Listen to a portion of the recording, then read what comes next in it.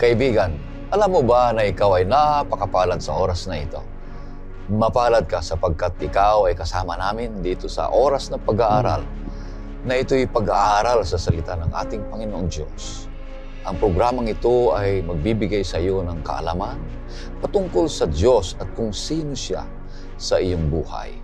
Ito po ang iyong lingkod, Pastor Ray Urbi, bilang facilitator sa ating pag-aaral sa oras na ito. Binabati ko ang lahat ng ating mga viewers mula sa Luzon, Visayas at Mindanao. Ganon din sa mga masisigasig na iglesia sa Pangpalay, ganon sa Kitag, sa Magallanes, dun sa Lipa, sa Naik, sa Rizal, at saka sa Romblon, sa Leyte, sa Bukidnon, sa may San Bernardino, California, sa Lumalinda, Tagalog, at sa buong mundo. Dalangin namin na ang lahat na hindi ko pa napangalanan ay pagpapalain tayo o kayo ng ating Panginoong Diyos. Maraming salamat sa mga masisipag na nagsusulat dyan sa comment section sa YouTube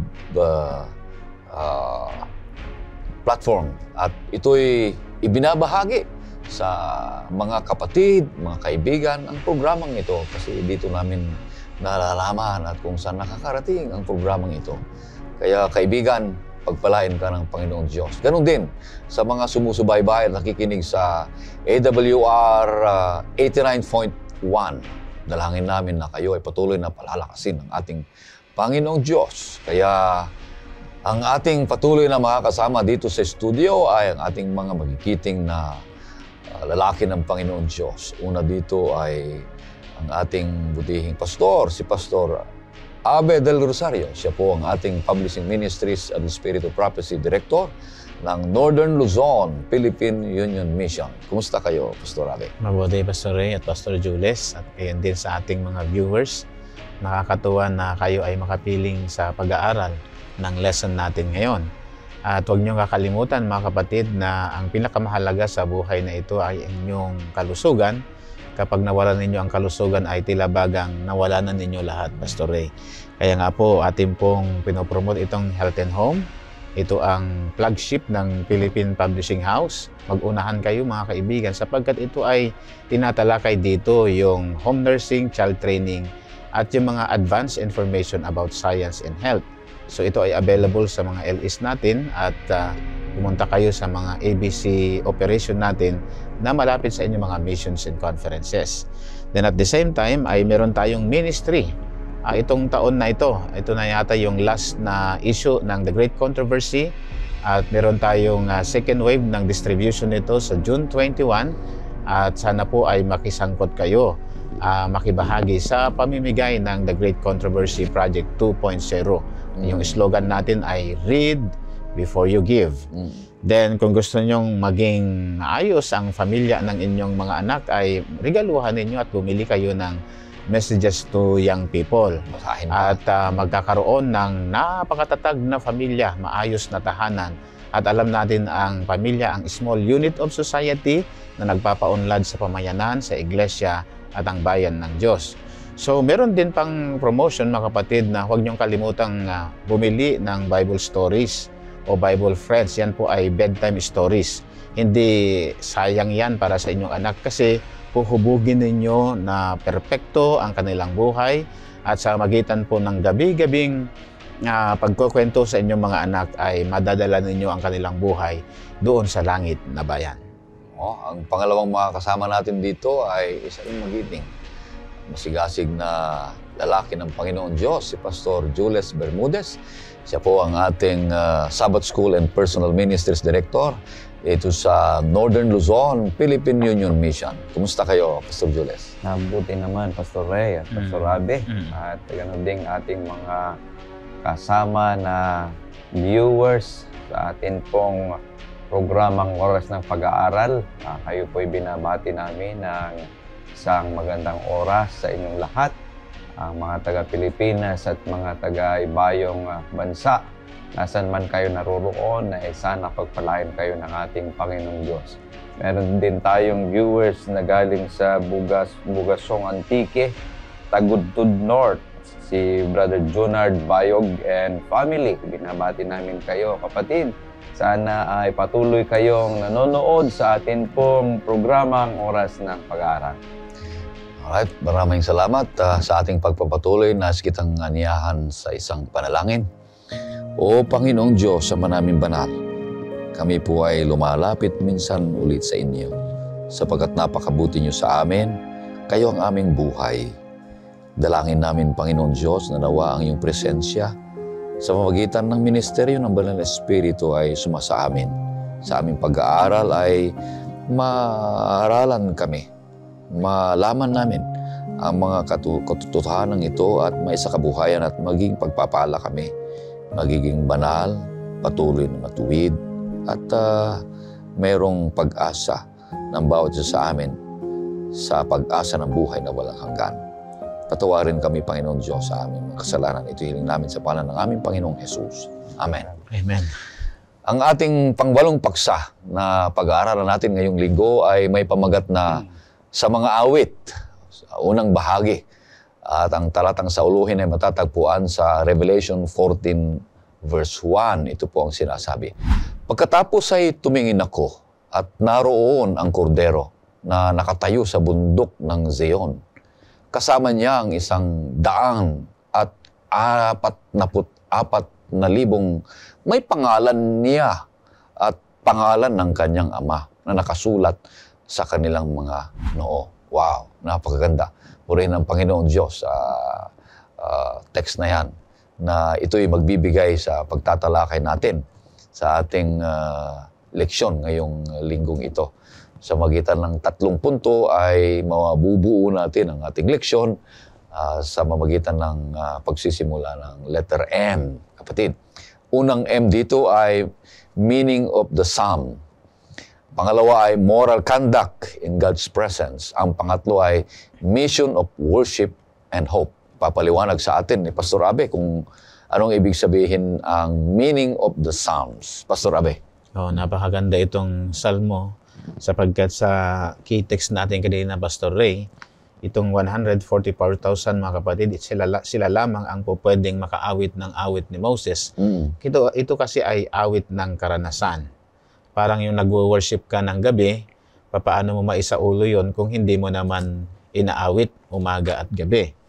So ang psalm sa Biblia ay nagpapahayag ng pagsamba ng sinaunang Israel. At ito ay makikita natin sa magitan po ng mga tinig ng mga pare. At ito ay ginagawa ding tula. Then at the same time, ang pagsamba noon ay kabahagi ang mga tao. So ito ay nagpapatunay na ini-express nila yung ligaya, yung kanilang hirap na nararanasan from day to day, na sila ay maaaliw sa pamagitan po ng katapatan ng Diyos, na hindi sila pababayaan. At ang pinakalundo nito, ito ay ang mga taong ito ay gagabayan ng Panginoon. Okay? Hindi lang sila, kundi parehas na rin tayong gagabayan ng Panginoon. Then at the same time ay yung pagsambang yun ay napakahalaga sapagkat nagpapakita ng pagpurit paggalang sa kalwalhatian ng Diyos.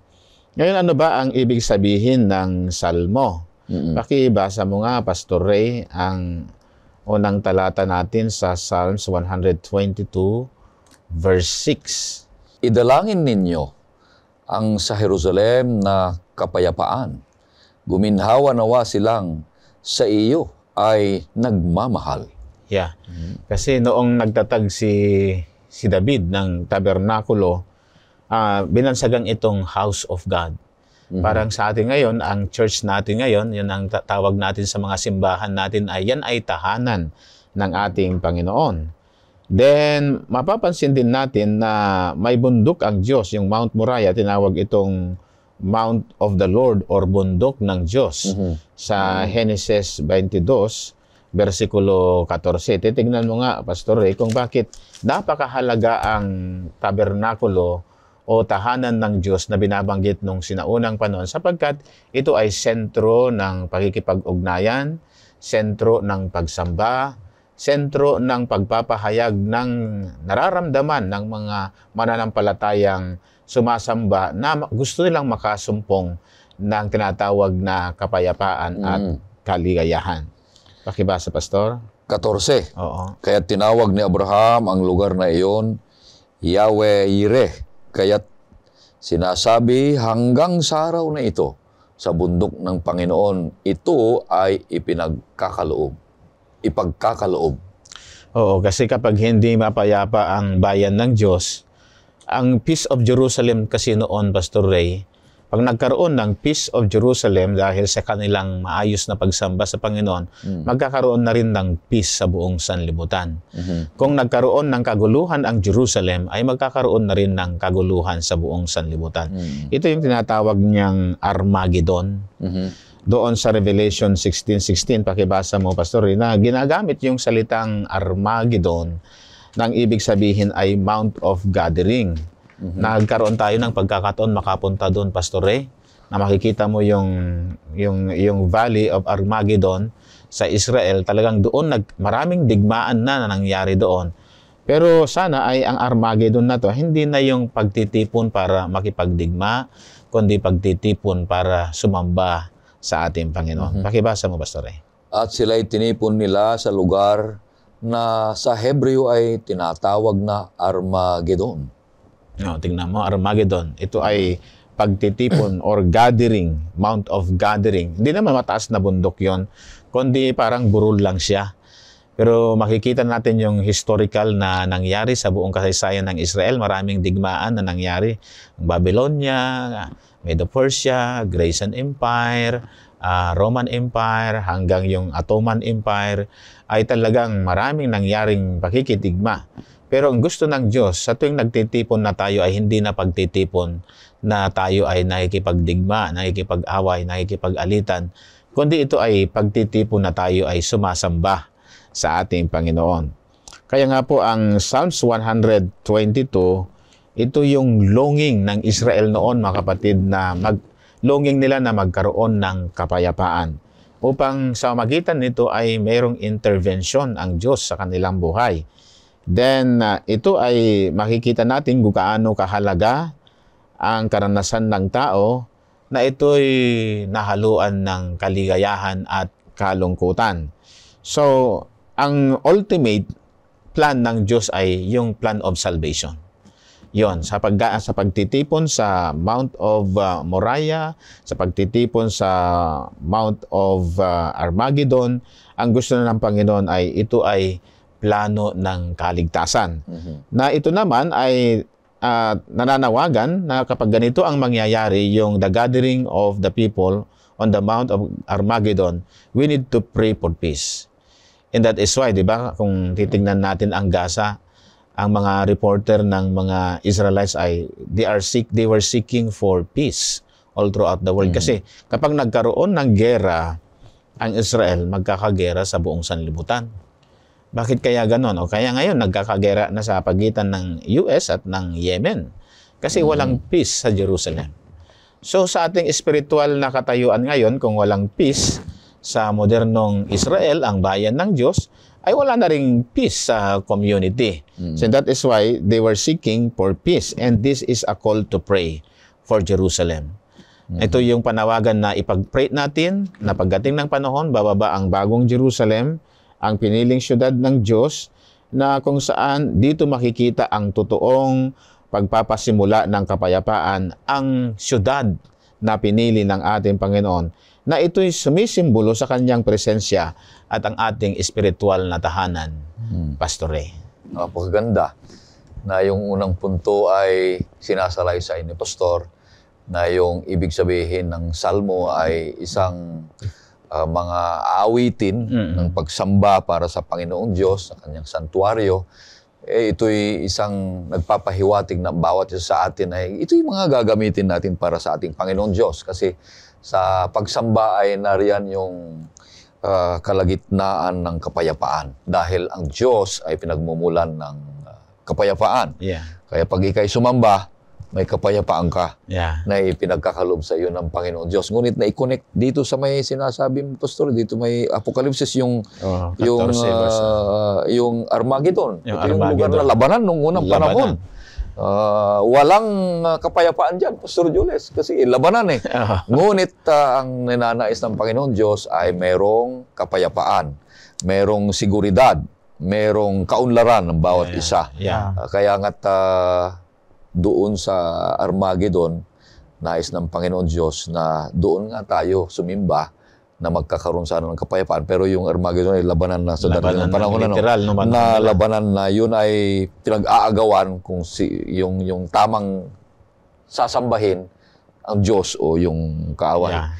Babalik tayo, Pastor Ray, doon sa pagsamba na binabanggit kanina ni Pastor Abe. Kasi maraming mga tao nga ngayon na gumagawa sila ng pilgrimage sa Mecca, upang makapagsamba lamang sa Panginoong Diyos. Ngunit kung ating babasahin ang Biblia sa mga Gawa 7:48 hanggang sa 50, binabanggit doon na ang Panginoong Diyos ay He does not dwell in man-made buildings. Kanya tayo ngayon, ang key, ang susi sa ating pagsamba ay hindi yung lugar, kundi yung puso, yung mga tao na sumasamba sa ating Panginoong Diyos. Kanya dito sa Psalms 122, meron akong nakita dito na tatlong bagay. Una ay yung a heart for God. Kung ating titingnan, si David kasi, a man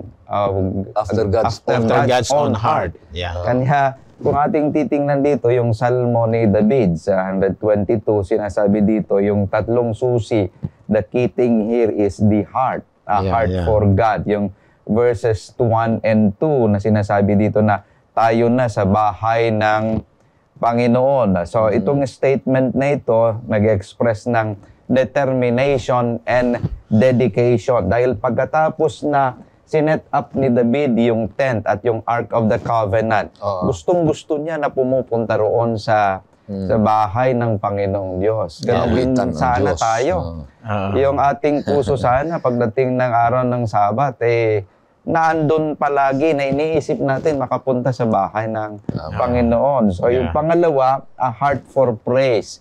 Yung verses 3 to 5, binabanggit dito na ang Panginoong Diyos pinangako niya na isang araw ay merong sentro ng kanilang pagsamba at ayun ang Jerusalem na binabanggit. Ngunit ang central dito, hindi yung lugar na naman na Jerusalem, kundi ang pagsamba at papuri sa ating Panginoong Diyos. So ang mga tao doon, they went to worship, not a sightseer. Kung minsan ganun ang isang tao pumupunta sa bahay-sambahan upang tingnan lang kung ano yung damit ng isang mananamba.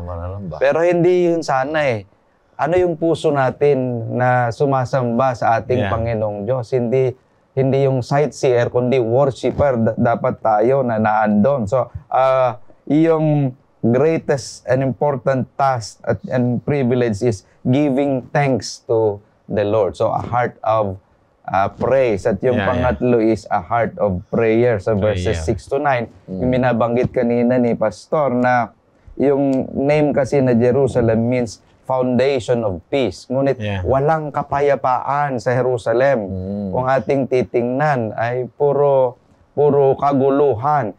Magkakaroon lang ng kapayapaan sa Jerusalem kung ang Prince of Peace will reign on David's throne. Yung binabanggit sa Isaiah 9:6-7. So, kapag tayo nananalangin na sinasabi natin for the peace of Jerusalem, we actually praying yung sinasabi sa Matthew 6:10, Thy kingdom come. Darating na sana ang iyong kaharian. So kahit sa Revelation 22 verse 20, even so, come Lord Jesus. Kasi makakaroon lang ng kapayapaan kung nakaupo na sa trono ni David ang totoong prinsipe ng ating Panginoong Jesus. Yan ang ating Panginoong Jesus. Pagaganda yung unang punto natin, na totoo, napakahalaga yung ating motibo, ang ating buhay o ang ating pag-iisip sa pagsamba sa ating Panginoon Diyos. Lumapit tayo sa Kanya, mga kapatid. Kinukonsidera pa rin natin ngayon yung pag sumamba ka ay may lugar, may panahon, Yan mga yan at kung ano yung motibo mo sa salita ng Panginoon Diyos. Kaya kailangan pa rin yan, mga kapatid. Maraming salamat sa unang punto na piniliwanag ni Pastor Abe, mga kapatid. Pupunta na tayo sa pangalawang punto na. Ipapaliwanag sa atin ni Pastor Jules, moral conduct in God's presence. Anong ibig sabihin ito, Pastor? Yes, Pastor Ray, napakaganda itong outline na sinasabi dito na ginawa ng ating kaibigan. Itong moral conduct in God's presence ay nakabase sa aklat ng Salmo, Kapitulo 15. Pero bago tayo pupunta doon, yung Kapitulo 14 ay ni-inform tayo na merong dalawang grupo ng tao sa Israel.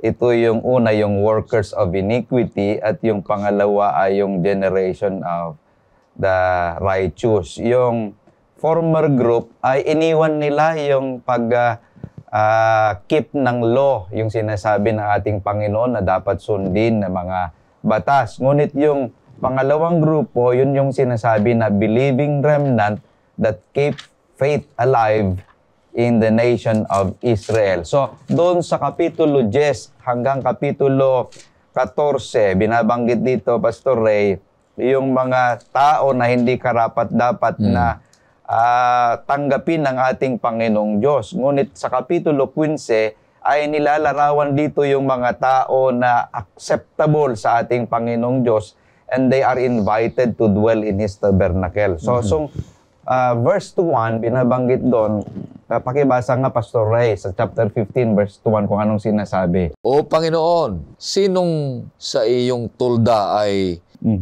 manunuluyan? Sinong sa iyong banal na burol ay maninirahan? Siyang lumalakad na matuwid at gumagawa ng katwiran.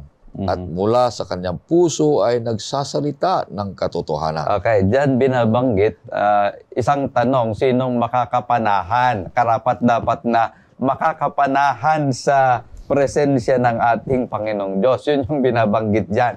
Kanya nga, sinabi ko kanina yung historical background sa chapter 14 na merong dalawang klase ng tao dyan. At yung una, yung hindi karapat-dapat, at yung pangalawa, yung karapat-dapat na makapanahan. Ngunit napakahalaga nating titingnan na ang Kapitulo 15, it is not a prescription for being saved, but it is a description of how people do and live. Paano sila mabubuhay dahil sila ay karapat-dapat na makapanahan sa presensya ng ating Panginoong Diyos. Hindi yung prescription kung paano mailigtas, kundi yung description, nilalarawan doon yung mga ginagawa ng tao kung bakit sila naandon sa presensya ng ating Panginoong Diyos. Ngayon, meron tayong tatlong bagay na titingnan dyan, Pastor Ray, dahil ang awit 15 ay sinasabi dito yung malinis na budhi at matuwid na pamumuhay ng isang tao. So, binabanggit dyan na hindi sapat yung panlabas na anyo ng isang tao. Ngunit yung puso na may katotohanan. Oo, na may magandang puso yung sinasabi dyan. Magandang hangarin. Kung minsan kasi ang ating tinitingnan yung panlabas na anyo. May kabanalan siya sa kanyang pananamit. Paghawak ng Biblia. Ngunit hindi yun yung tinitingnan ng Panginoong Diyos. Kundi yung kanyang puso ang tinitingnan dyan. So, una ay may matuwid na pamumuhay. Lumalakad ng walang kapintasan at gumagawa ng katwiran. Sa verse 2, Pastor Ray, pakibasa nga sa verse 2 na binasa mo kanina. Chapter 15, anong sinasabi dyan? Siyang lumalakad na matuwid at gumagawa ng katwiran, at mula sa kanyang puso ay nagsasalita ng katotohanan. Okay, binabanggit dyan na may matuwid na pamumuhay. So lumalakad siya ng walang kapintasan at gumagawa siya ng katwiran. Yung pangalawa, Sa verse 3, anong sinasabi dyan, Pastor Ray? Siyang hindi naninirang puri ng kanyang dila, Mm-mm. ni sa kanyang kaibigan ay gumagawa ng masama, Okay. ni umaalipustaman sa kanyang kapwa. Okay. Yung pangalawa dyan ay may malinis na pananalita. Yung una, matuwid na pamumuhay. Yung pangalawa ay malinis na pananalita. Sa verses 4 and 5, anong binabanggit dyan, Pastor Ray? Na sa mga mata niya ay nahahamak ang isang napakasama, kundi pinararangalan ang mga natatakot sa Panginoon at hindi nagbabago kapag sumampa kahit na ito'y ikasasakit. Okay. Diyan, binabanggit Sumumpa. na merong matatag na paninindigan. So, yung tatlo na M na yon, una, matuwid na pamumuhay, malinis na pananalita, at matatag na paninindigan. Yun yung binabanggit diyan sa verses 2 to 5 sa chapter 15 ng Psalms, na kung saan ay sinasabi diyan na ito yung description ng isang tao na nananahan, karapat-dapat na manahan sa presensya ng ating Panginoong Diyos. At ang awit Kapitulo 15, hindi lamang para sa pagsamba sa templo sa panahon ni David, kundi may eschatological na kahulugan ito dahil ito'y patungo sa paghahanda sa pagharap sa Diyos sa kanyang banal na bundok. Kung ating titingnan sa Hebreo 12, 22 hanggang 24, na ang simbolo ng banal na bundok ay ang langit. So tayo ay naniniwala na ang paghahanda para sa langit ay nangangailangan ng pamumuhay na pinabanal sa pamagitan ng kapangyarihan ng ating Panginoong Jesucristo. Kanya nga't sa Apokalipsis 14:12, anong sinasabi doon, Pastor Ray? Narito ang panawagan para sa pagtitiis ng mga banal, sa mga tumutupad sa mga utos ng Diyos at humahawak ng matatag sa pananampalataya ni Jesus. Okay, here are the patience of The saints. the saints. Bakit sila'y naging santo? Sinasabi dyan, because they keep the commandments of God and have the testimony of Jesus. So sila ay namumuhay na pinabanal sa Pananampalataya pamagitan ni ng Jesus. kapangyarihan ng ating Panginoong Amen. Jesus. Napakaganda yung pangalawa din, ano?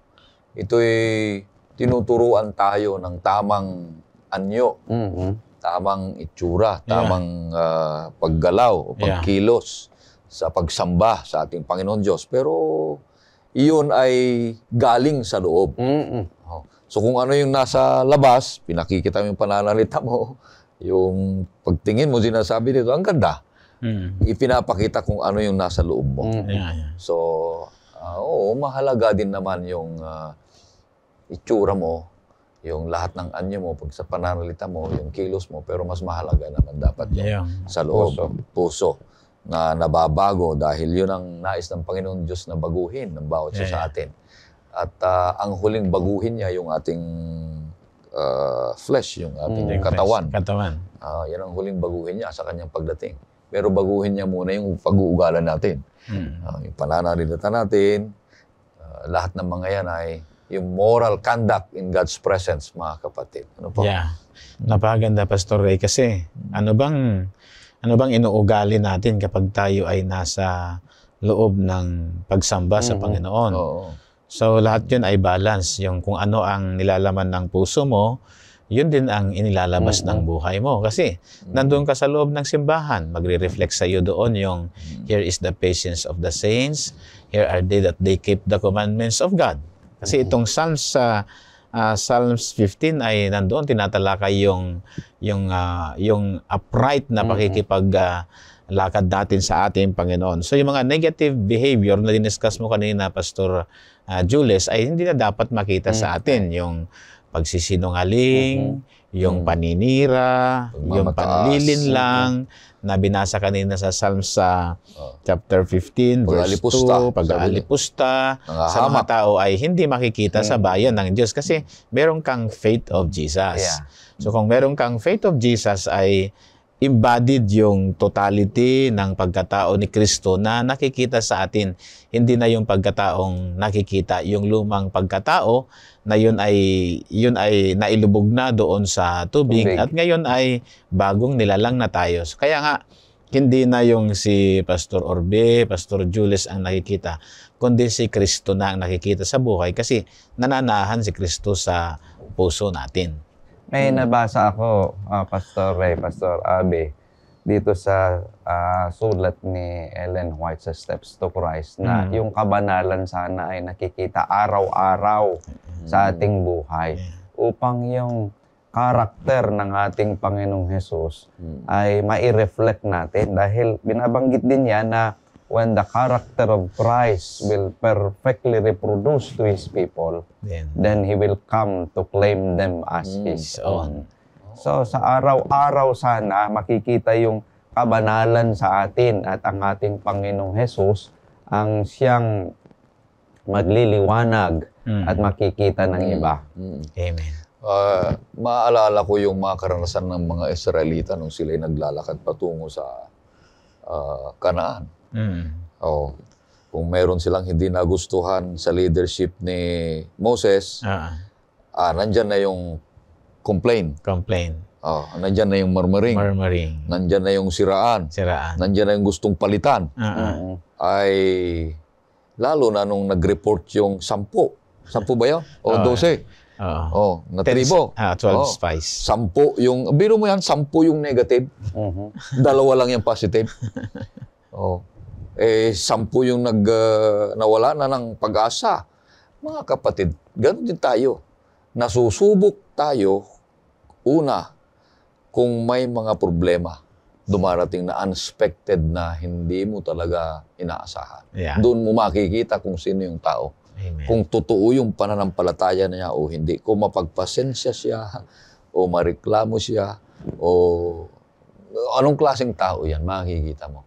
Maging mayaman yan, mahirap yan, anumang klaseng tao tayo. Mga kapatid, kung tayo talaga ay naghahanda para sa Panginoon Diyos, ngayon na, seryosohin na natin ang buhay natin na naangkop sa pagkalooban ng ating Panginoon Diyos. Naghahanda tayo para sa langit. Kaya kailangan tayo magpakita ng tamang pag-uugaling pagsamba sa Panginoon. Mas angat tayo kaysa buhay ng mundo sa pamagitan ng pananampalataya. Makikita sa atin yung espiritualidad o reflection ng buhay ng ating Panginoong Hesus. Pupunta na tayo sa pangatlo, Pastor. Pangatlong punto. Nalatera, mission of worship and hope. Anong ibig sabihin nito, Pastor Abe? Kasi alam naman natin na lahat ng digmaan na nangyari sa buong sanlibutan ay ang gusto ng mga world leaders ay sila'y sambahin. Kahit si Nebuchadnezzar, ganoon din ang intention niya, na ito'y nag-ugat sa intention ng demonyo na siya ay sambahin. Kaya nga noong kinonquer ng Israel ang land of Jericho, anong ginawa nila? Hindi naman sila gumamit ng sandata, kundi pumuri sila araw-araw sa Panginoong Diyos. So meron tayong mission of worship na ang pakikipagdigma natin ay hindi na pakikipagdigma sa laman, kundi ito'y pakikipagdigma sa Espiritu. Kaya pakibasa mo, Pastor Ray, sa Psalms 24, verse 3, kung ano ito. Sinong aakyat sa bundok ng Panginoon at sinong tatayo sa kanyang dakong banal? Yan, kailangan mong iangat ang kalooban ng Panginoon. Kasi yung the hill of the Lord, yung kanina yung Mount Moriah, di ba? Yun ay center ng pagsamba. Yun ay unang banal na talagang doon nag-alay si Abraham bilang kanyang pagpuri at pagsamba sa Panginoon. Nang iaalay pa nga niya ay yung kanyang anak.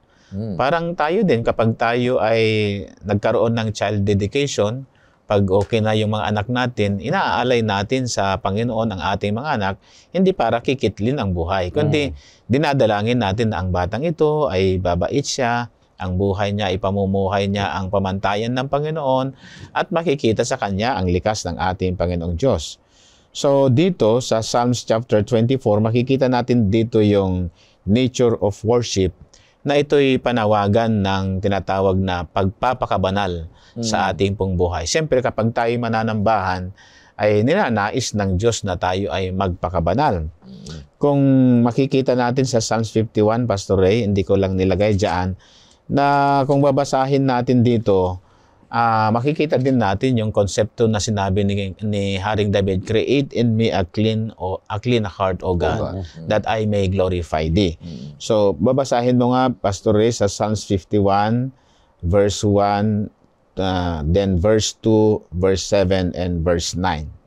Maawa ka sa akin, O Diyos, ayon sa iyong tapat na pag-ibig, ayon sa iyong saganang kaawaan, ay pawiin mo ang aking mga paglabag.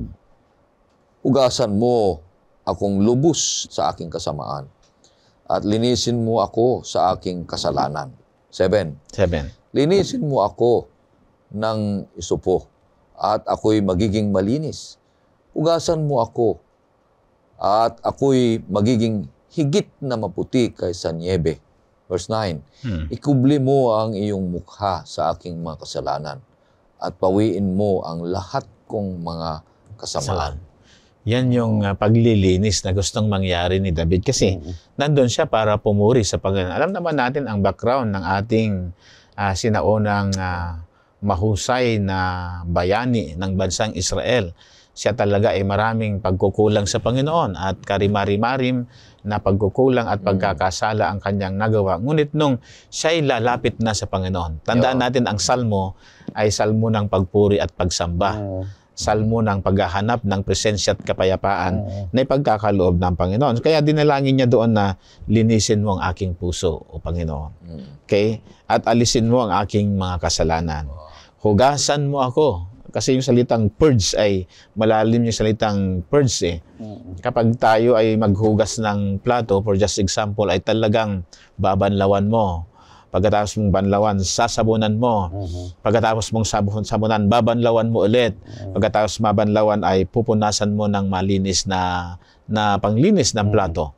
Yun yung ninanais ni David na talagang purge me with the hyssop of your salvation. Yung hyssop ay sabon yun hyssop paglilinis. So ito yung nangyari, mga kapatid, na ang talagang ang Salmo 51 ay isang salmo ng paglilinis, pagdadalisay ng puso. Ang isa pa, Pastor Ray, dito ay doon sa Psalms 51 verses 10 to 19. Tignan mo nga at babasahin natin kung ano itong mga sinasabi ni Haring David. Lumalang ka sa akin ng isang malinis na puso, O Diyos, at muli mong baguhin ang matuwid na espiritu sa loob ko. Sa iyong harapan ay huwag mo akong paalisin, at ang iyong banal na espiritu sa akin ay huwag mong bawiin. Ibalik mo sa akin ang kagalakan ng iyong pagliligtas, at alalayan ako na may espiritong nagnanais. Kung magkagayo, ituturo ko sa mga sumusuway ang mga lakad mo, at ang mga makasalanan ay manunumbalik sa iyo. Iligtas mo ako, O Diyos, mula sa salang pagdanak ng dugo. Ikaw na Diyos ang aking kaligtasan, at ang aking dila ay aawit ng malakas tungkol sa iyong katwiran. O Panginoon, buksan mo ang mga labi ko, at ang aking bibig ay magpapahayag ng papuri sa iyo, sapagkat sa alay ay hindi ka nalulugod, kung hindi ay bibigyan kita. Hindi ka nalulugod sa hantog na sinusunog. Ang mga hain sa Diyos ay bagbag na diwa, isang bagbag na nagsising sa puso. O Diyos, ay hindi mo hahamakin. Yan yung nakita natin, Pastor Ray, no? Dito, ito ay nagpapaalala sa atin na kapag tayo lumapit sa presensya ng Diyos, Pastor Ray, ay kinakailangan na malinis ang ating mga puso at tayo ay maging mapagpakumbaba. So ito'y kinokonek niya tayo sa ating misyon. Nakita mo yung mga keyword dyan sa binasa mo, Pastor Ray, nandyan yung salitang lalangin, baguhin, at ibalik mo ang aking dating kalagayan. So, nandoon siya. So, ito ito'y kinokonek niya sa ating misyon para sa lahat ng mananampalataya na hanapin natin ang pagpapakabanal at ipamuhay natin ang ating pananampalataya. Na ang kaugaliang ito ay nagdadala sa atin o dinadala natin ang iba patungo sa ating Panginoong Hesus. Then at the same time, ini-encourage tayo na makibahagi tayo sa redemptive work ng ating Panginoon. So kung tayo ay nakaranas ng ganong karanasan, ipaparanas din natin ito sa ating kapwa upang tayo, mga kapatid, ay magiging sisidlan ng kapayapaan at pag-asa para sa ikaliligtas ng buong sambahayan ng ating Panginoon. So, napakahalaga ito na ang salmo ay magkaparehas na ginagamit, na sinasalamin natin kung paano tayo nagtiyaga at nagtiis. At ipinapakita natin dito na ang Diyos ay kanyang tutuparin lahat ng kanyang mga pinako kung tayo magpapakumbaba at hihiling ng kanyang pagpapala sa ating buhay. Napakaganda nito, mga kapatid. Mission of worship and hope. Yeah. Ang misyon ng pagsamba ay yung ating buong isip at puso ay nasa Panginoong Diyos. Para ito'y mababago ang ating pag-uugali. Napaganda yung pinabasa mo yung una sa akin. Ang tanong ay, sabi ay, sinong aakyat sa bundok ng Panginoon? At sinong tatayo sa kanyang dakong banal? Yung baba niya pala, pastor, nandito. Ang sagot. Siyang may malilinis na kamay at may pusong dalisay. Na hindi nagtataas ng kanyang kaluluwa sa hindi totoo. So, nandyan yung humility. Nandyan yung humility at saka yung puso ay dadalisayan mo muna bago ka lumapit sa Panginoon. Sa bagay, hindi tayo magdadalisay, kundi ang banal na espiritu. Hindi mapagkunwari. So, ibig sabihin, ang kanyang kaluluwa sa hindi totoo. So, hindi tayo dapat maging mapagkunwari. At hindi sumusumpa na may panlilinlang. Yan. Yun kasing Salmo 24, Pastor Ray, Pastor Abi, ay isang paanyaya na pamumuhay ng moral, spiritual, at may kabanalan sa harap ng ating Panginoong Diyos. That's right. Ito ay inaawit nila, isang processional sound, habang inaakyat ang kaban ng Dipan sa Jerusalem. Ngunit merong eschatological ito, meaning na kung saan ito yung simbolikong paglalarawan ng pagsamba at paghahanda natin sa langit na bayan. Kaya sino yung aakyat sa bundok? Sino yung mananahan? Yung bundok na yun ay yung langit. Yung langit. Yung langit na kung saan noon ay yung sinasabi dyan na Jerusalem. Jerusalem noon. Meron akong tatlong nakita dyan, Pastor Ray, habang binabasa mo, na gawain ng mga tao na may kabanalan sa harap ng Panginoong Diyos. Una, yung kabanalan sa gawa. May malinis na kamay na sinasabi dyan. Yung pangalawa ay kaliwanagan sa puso dahil sinasabi dyan yung may dalisay na puso. Dalisay na puso. At yung pangatlo ay yung katapatan sa buhay. Hindi nagsisinungaling. Yun yung binabanggit dyan. Sumasamba sa walang kabuluhan. So yun yung bagay na nakikita natin sa isang tao na may kabanalan sa harapan ng Panginoong Diyos na naghahanda sa kanyang muling pagdating upang makapanahan sa langit na bayan. Tama. Maganda yung huling pinabasa mo po sa akin kanina, yung verse 17. Ang mga hain sa Diyos ay bagbag na diwa. Isang bagbag at nagsisising puso. O Diyos, ay hindi mo hahamakin. So, yun ang pinakamagaganda na mga misyon sa pagsamba na may pag-asa. Yung may nagsisising puso, may bagbag na diwa, yung pagbabago ng buhay ng bawat isa sa atin. Walang kaya paimbabawan. Walang pagpapaimbabaw. Kaya kapag tayo ay pumasok sa bundok ng Diyos, inaanyayahan tayo ng Diyos na makisali sa pananalangin. Inaanyayahan tayo ng Diyos na panghawakan natin yung mataas na moralidad ng ating pamumuhay. Kasi kung wala yon ay hindi natin kayang ipakita yung ating misyon sa sanlibutan, yung mission of hope, na ito ay kaligtasan para sa iba. Then at the same time, ito ay talagang panghabang buhay na mensahe ng Diyos para sa atin. At makakakuha tayo ng lakas at makapagtsatsaga tayo sa napakaraming mga pagsubok sa buhay, Pastor Jules. Then dito natin mas malalim na mauunawaan na ang Diyos ay tapat, na habang tayo naman ay naghihintay sa final na pagdating ng ating tagapagligtas sa pangalawa. Kaya itong pangatlo ay napakaganda din. Kung ang isang mananamba ay yung isip niya ay nakatuon sa Panginoon Diyos, nakatuon sa salita ng Panginoon Diyos, meron siyang kaginhawaan, nakakaramdam siya ng kapayapaan. Sapagkat ang kapayapaan, kaginhawaan, ay galing sa Diyos mismo. Kaya nga hindi tayo nawawalan ng panahon na lumapit sa Diyos sa pagsamba. Sapagkat yan ay nais ng Panginoon Diyos sa ating buhay.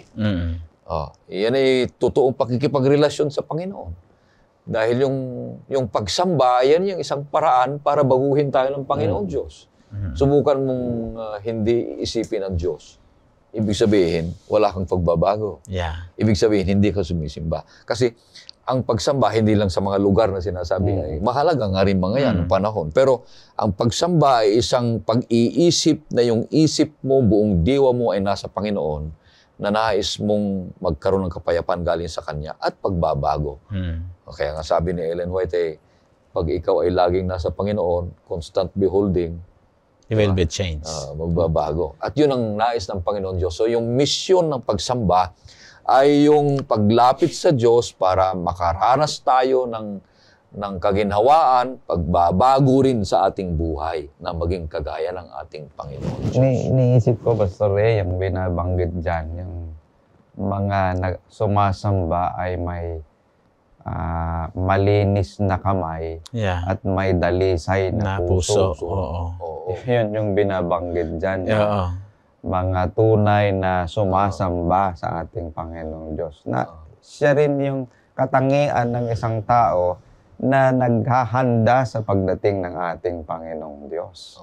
So, ibig sabihin, kung malinis yung ginagawa mo, ibig sabihin, sumasamba ka sa Diyos.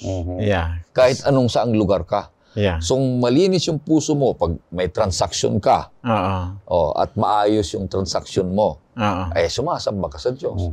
Anything na ginagawa mo mabuti na sinasabi ng banal na kasulatan ay nagbibigay kapurihan sa Panginoon Diyos, yan ay isang pagsamba sa Kanya. Oo, nandun yung pagsunod ng mga kautusan. Isang pagsamba yun. Kasi yung salita ni Haring David ay, create in me a clean heart, O God. Siyempre, kung ikaw ay nilinis ng Diyos, maalis na sa iyo yung salitang pagsisinungaling, paninira, at panlililo sa kapwa, pagpapaimbabaw. So, hindi po pwede kasing ang puso'y napakarumi, pero ang pagkilos ay banal. Hindi po pwede yun. Kusang lalabas yan. Yung kung ano man nilalaman ng puso mo, yun na rin yung nilalabas na aksyon ng pangangatawan mo. Kasi halimbawa, pumunta ka doon sa church, the way you listen, the way you sit, and the way you act and participate during the Sabbath school discussion or Sabbath worship, the way you sing a song, that is an act of worship that you are already renewed by the Spirit of God. Pumunta tayo dyan ako mismo, Pastor Jules, lahat ng mga nakikinig ay pagpanahon ng pag-aaral ng Biblia, ng salita ng Panginoon Diyos, panahon ng pagtuturo sa Sabbath School, ay lahat ng mga naroon ay maging ikaw man ay nakikinig, maging ikaw man ay tagapagturo, ay bawal magtanong kung alam ang sagot. Amen. Yan ang ayaw kong mapakinggan. Dahil kung nagtatanong ka na alam mo yung sagot, Pastor, isang paraan yun na mine-measure mo yung kaalaman ng isang nagtuturo. Tapos, pag wala nang nakasagot, Pastor, ganito, ito yung sagot. Hindi maganda. Kundi, kuwan mo na lang, Pastor? Ibahagi mo na lang yung isang bagay na nais ng Panginoon Diyos na ibahagi mo. Dahil ang pagtatanong ng alam sagot ay hindi magandang motibo. Yan, nagpapa-impress tayo. Kundi, ibahagi na lang natin. Kung tayo ay tamang may motibong sumimba o sasamba sa Panginoon Diyos, tayo ay makikilahok sa pagsamba sa magitan ng pagsasabi ng katotohanan sa ating mga kapwa. Alright, so purihin ang ating Panginoon Diyos. Maraming salamat, Pastor Abe, Pastor Jules, sa ating pag-aaral ngayong linggo. At ganoon din ang ating mga kapatiran, mga kaibigan na sumusubaybay sa programang ito. So, sa ating pagtatapos, at huwag niyong kakalimutan yung 3 M sa ating leksyon ay meaning of the Psalm, moral conduct in God's presence, mission of worship, and hope. Bago tayo manalangin, ay makakarinig muna tayo ng isang awitin.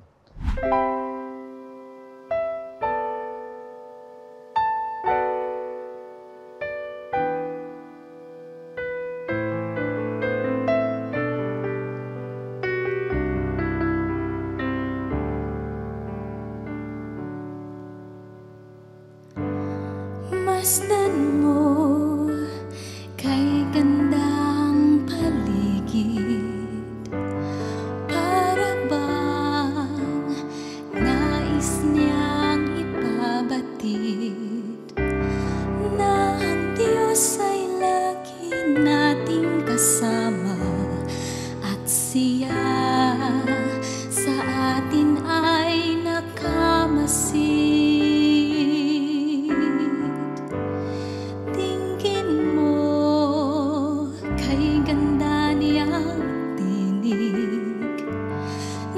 Taglay ng hangin na nasa paligid, nagpapahayag ng kaniyang pagmamahal, at tayo'y tinatangi niyang labis.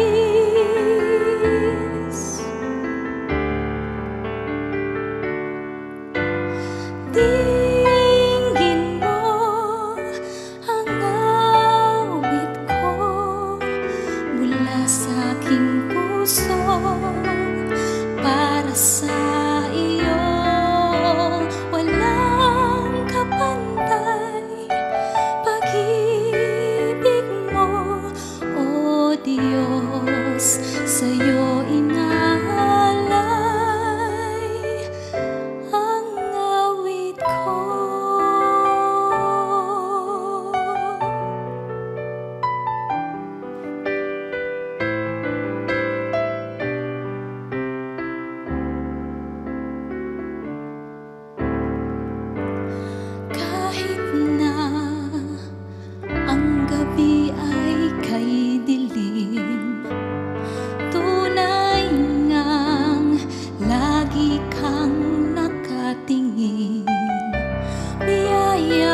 Sa puso ko'y umaaliw, takot ay pinapawi sa aking damdamin.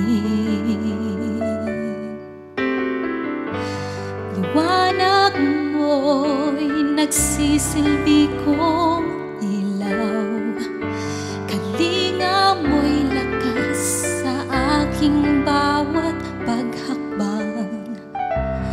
Ang pag-ibig mo'y di kayang tumbasan, pupurihin ka magpakailan paman. Dinggin mo ang awit ko mula sa aking puso, para sa iyo walang kapantay. Pag-ibig mo, O Diyos, sa'yo inaalay ang awit ko. Dinggin